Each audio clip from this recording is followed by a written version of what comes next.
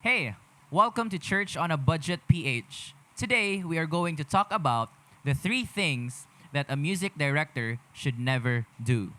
Check this out.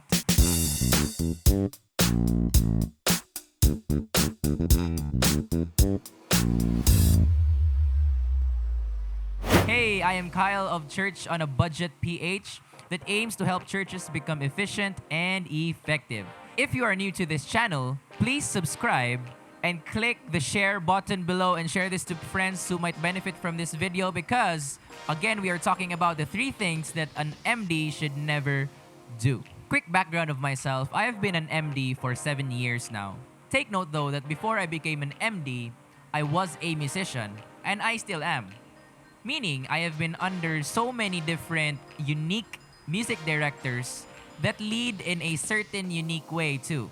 In this video, I will share to you my personal journey when it comes to MDing or music directing. Here we go. The first thing that an MD or a music director should never do is to come unprepared.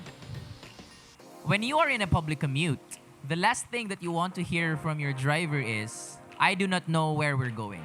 And that is very sad and very irritating. This is what unprepared music directors sound like. The role of a music director is fairly simple. Naan na sa pangalan, it is to direct music. But you can never direct music you do not know, right? Music directors should always come prepared. Know the nooks and crannies of the music that you are about to play. It will help you and save you so much time. Remember, music director, you are a leader. Quick break. If you're wondering why I have this mic right here, let me share it to you.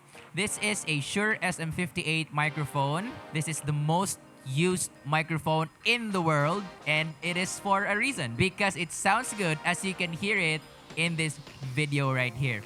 And so I have this setup because it suits the title, which is the three things that a music director should never do. And this is actually my setup, or this is how it looks like when I MD for a particular service.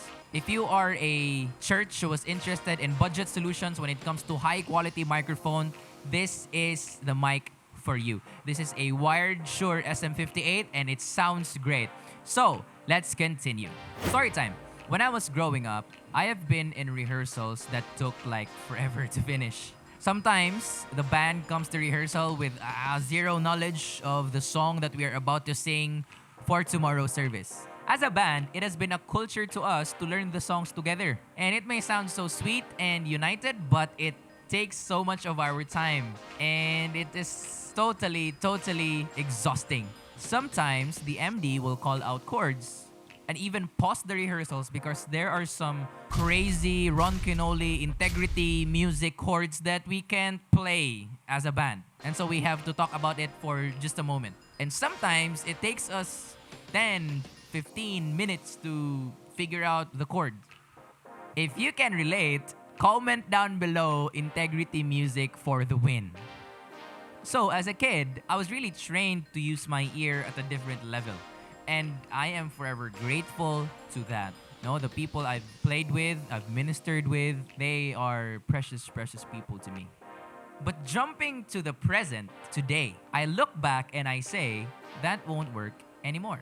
The lengthy and tedious rehearsal will suck the long-suffering fruit of the Holy Spirit out from us. As a music director of the modern church, I have assumed the responsibility of encouraging the musicians and sometimes even bribe them, no, just kidding, to come to rehearsals prepared.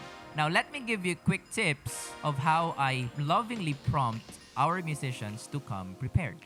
Number 1, create and send the set list in advance. That is very important. If you want your people to come prepared, give them a good amount of time to prepare. In our church, we have our rehearsals on Thursdays, but we send our set lists on Mondays.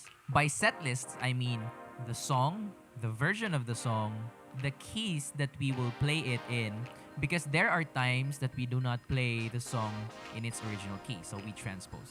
Again, this is very important because this will give your musicians ample amount of time to prepare. Number 2, casually ask them about their parts. By casually, I mean casually, okay? You don't sit them down and, okay, this, no, no, no.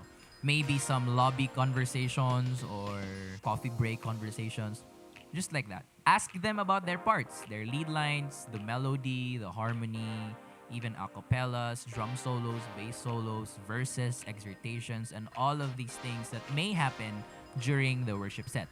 This may be technical in a way when you think about it, but this is a low-key affirmation saying that their part is important, that their part matters, that you do not take their practice time for granted, that they are practicing and learning and giving their lives, even giving their time for the Lord, and it is valued and taken care of and even recognized in your leadership. And that creates so much respect and honor to the people you are working with.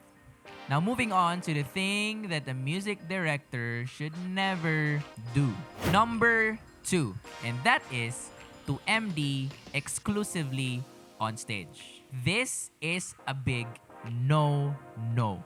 But what does that mean? This means that you only do your part or you only do your leadership during rehearsals or services or when it is time to MD.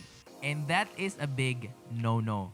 You live not just on stage, you also have a life off stage.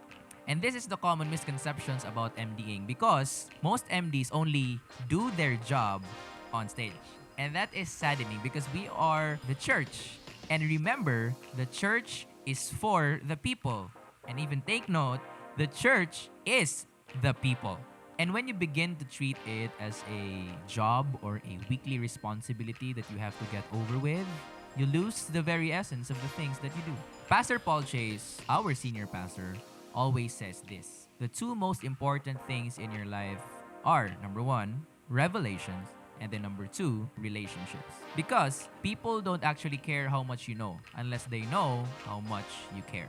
So MDs, be a friend to the people you work with. We say this a lot in our church. We do life together. Do life with them. Eat out, play games, play basketball, do what your people love. And for times like this, it's always eating. So eat with them. That'll be great. Because the last thing you want your band to feel when you go out the room is relief. Because it means that they tiptoe when you're around and they wear the personality that would please you. Just a thought.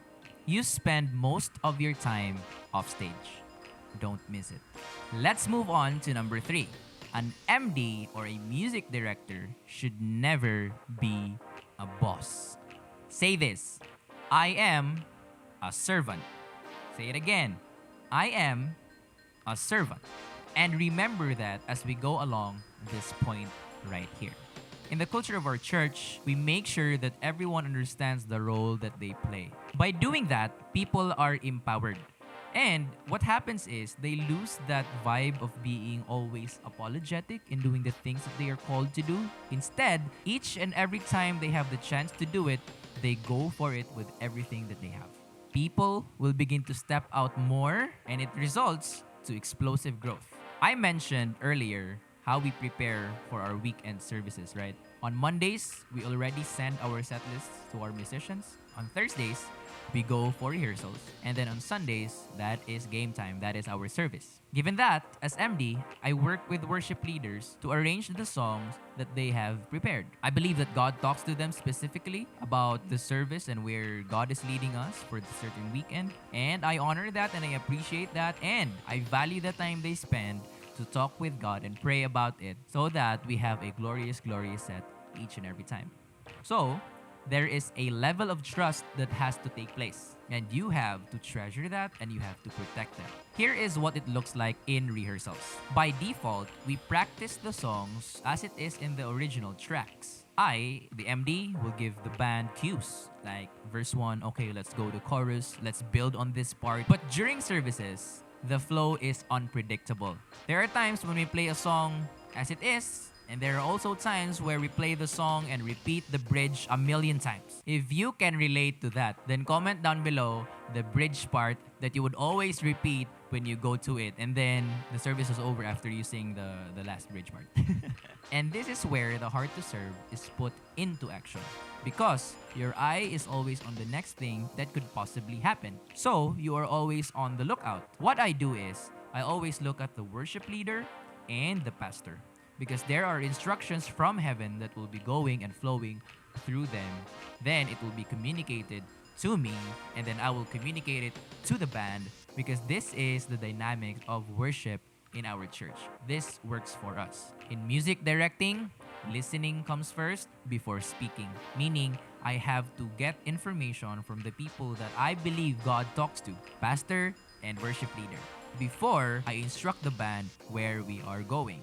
So, with all love and respect and honor, I say this to you. Serve. Don't be a boss. Listen before you speak. And most importantly, don't miss the chance to empower people. To recap, these are the 3 things that an MD should never do. Never come unprepared. Never MD exclusively on stage.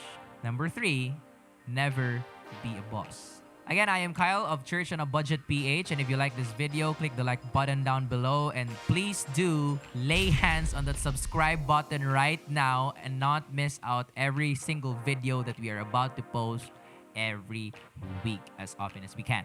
And if you think that there are things that I missed saying in this video, please do comment down below. I'd love to hear that and apply it in my life as well to become a better MD that I want to be. And I'll help others also that would maybe read the comment threads that we have down below. Thank you so much for checking this out, and see you on the next video. Peace.